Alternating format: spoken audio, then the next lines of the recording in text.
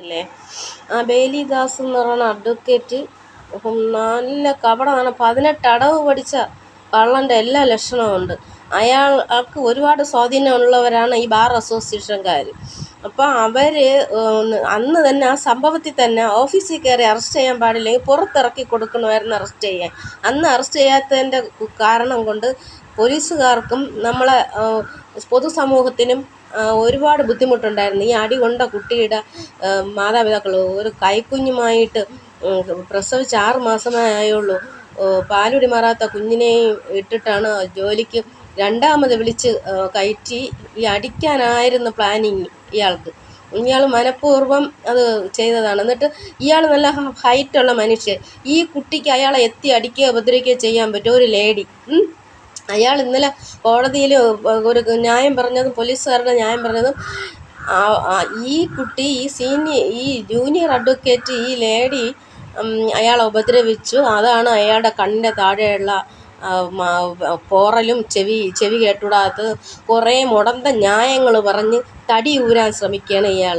ഒരു പെണ്ണിനെ ഇങ്ങനെ ഉപദ്രവിക്കാൻ പാടുണ്ട്. അത് മുഖത്ത്, വേറെ ഒരിടത്തും അല്ല, മുഖത്ത്. അതിന് ആഹാരം കഴിക്കാനോ ഉമിനീര് ഇറക്കാനോ കഴിയാതെ 2 ദിവസം അത് കിടന്ന് കഷ്ടപ്പെട്ട് കുഞ്ഞിന് പാലുടി മാറാത്ത കൈക്കുഞ്ഞുമായിട്ട് ആര് സഹിക്കും ഇത്?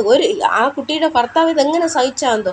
വേറെ വല്ല സാമൂഹിക വിരുദ്ധരുമെല്ലാം ആയിരുന്നെങ്കിൽ ഭർത്താവ് നല്ലവനായിട്ടാണ് ഒന്നും ചെയ്യാത്തത്. ഈ അഡ്വക്കേറ്റൊന്നും നോക്കൂല. എപ്പോഴേ ഇയാളെ കഥ കഴിച്ചേനെ.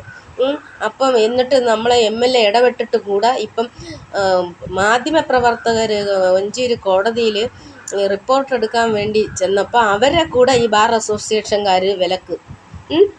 അപ്പം ഇത് അവരുടെയും കൂടെ കൈകളിയല്ലേ, അവരും കൂടെ അറിഞ്ഞുകൊണ്ടല്ലേ അയാൾ ഈ ബെയിലി ദാസ് ചെയ്തത്. അപ്പം ഇത് എല്ലാം പ്ലാനിങ് ആയിരുന്നു. അപ്പോൾ ഈ പെൺകുട്ടിക്ക് സുരക്ഷയും പ്രൊട്ടക്ഷനും ഇല്ല. അതാണ് ഇതിൻ്റെ സംരക്ഷണം ഇല്ല. ഈ പെൺപിള്ളേരുടെ ഈ ലേഡികളെ സ്ത്രീകളുടേത് ഇങ്ങനെ കാണിക്കുന്നതിന് ഒരു നിയമം വന്നില്ലെങ്കിൽ ഇതിനൊരു ശിക്ഷാവിധി നടപ്പാക്കില്ല. ഇയാൾക്ക് ഇതിന് തക്കതായിട്ട് കടുത്ത ശിക്ഷ, ഇയാളെ റിമാൻഡിലാക്കി ഇയാളെ ജീവപര്യന്തം തടവിലിട്ടുള്ള ശിക്ഷയാണ് ഇയാൾ ചെയ്തിരിക്കുന്നത് പെൺകുട്ടിയോട്.